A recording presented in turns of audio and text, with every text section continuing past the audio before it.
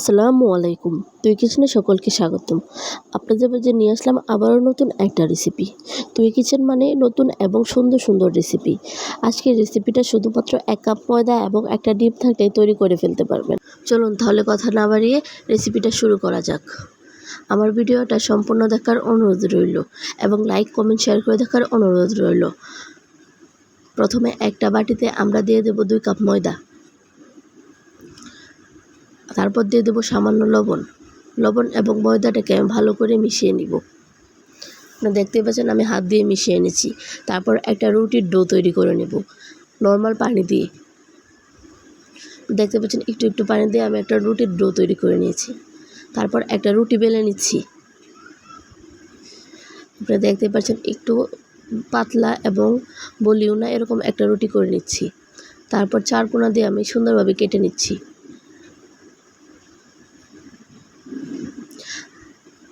এখানে আপনারা একটু ভালো করে লক্ষ্য করলেই বুঝতে পারবেন আমি কাজটা কীরকমভাবে করছি। আপনারা দেখতে পাচ্ছেন আমি 4 কোণা কেটে নিয়ে তারপর সুন্দরভাবে একটা খুব ঘর করে নিচ্ছি। এটা দেখতেই পাচ্ছেন। তারপর একটা ঘর আমি নিয়ে তারপর সুন্দরভাবে বানিয়ে নিচ্ছি। দেখতেই পাচ্ছেন 2টা পাশ একসাথে মিশিয়ে দিচ্ছি এবং অপর 2টা পাশ একসাথে মিশিয়ে দিচ্ছি। দেখতেই পাচ্ছেন কতটা সহজভাবে নাস্তাগুলো হয়ে যাচ্ছে। আপনি একটু লক্ষ্য করলেই বুঝতে পারবেন। এরকম আমি সবগুলো নাস্তা বানিয়ে নিচ্ছি। আপনারা একটু সময় নিয়ে নাস্তাগুলো বানিয়ে নেবেন। তারপর একটা হাঁড়িতে আমরা পানি গরম করে নেব। তারপর দিয়ে দেবো পরিমাণ মতো তেল। তারপর আমি নাস্তাগুলো দিয়ে দিব। তেলটুকু দেওয়ার কারণে নাস্তাগুলো একটা আরেকটার সাথে লাগবে না। তারপর আমরা 10 মিনিট সিদ্ধ করে নেব। দেখতে পাচ্ছেন 10 মিনিট পরে আমার নাস্তাগুলো সিদ্ধ হয়ে এসেছে। তারপর আমরা একটা ছাঁকনি দিয়ে তুলে নিব। তারপর একটা ফ্রাই প্যানে দিয়ে দেবো পরিমাণ মতো তেল। তারপর দিয়ে দেবো রসুন কুচি এবং পেঁয়াজ। রসুনটাকে একটু নাড়াচাড়া দিয়ে ভেজে তারপর দিয়ে দিচ্ছি পেঁয়াজ কুচি। পেঁয়াজটাকে আমি সুন্দরভাবে নেড়েচেড়ে ভেজে নেব। আপনারা দেখতেই পাচ্ছেন আমি কেমনভাবে করছি। অবশ্যই লো হিটে করতে হবে।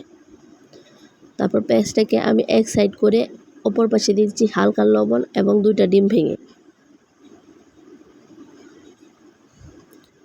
তারপর আমি ডিমটাকে ভালো করে ম্যাশ করে নিচ্ছি।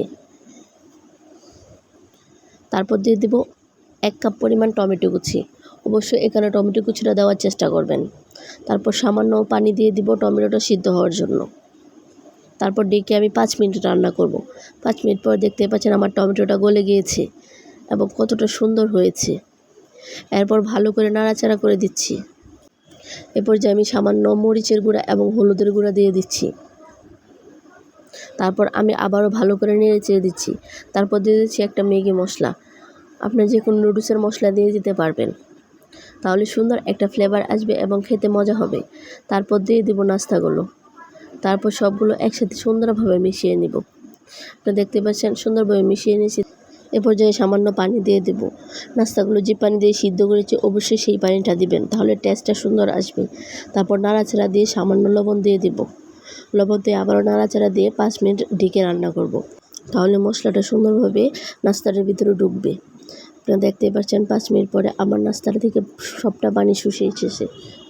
এই পর্যায়ে কাঁচামরিচ কুচি দিয়ে আমি একটু নাড়াচাড়া দিয়ে সার্ভ করব।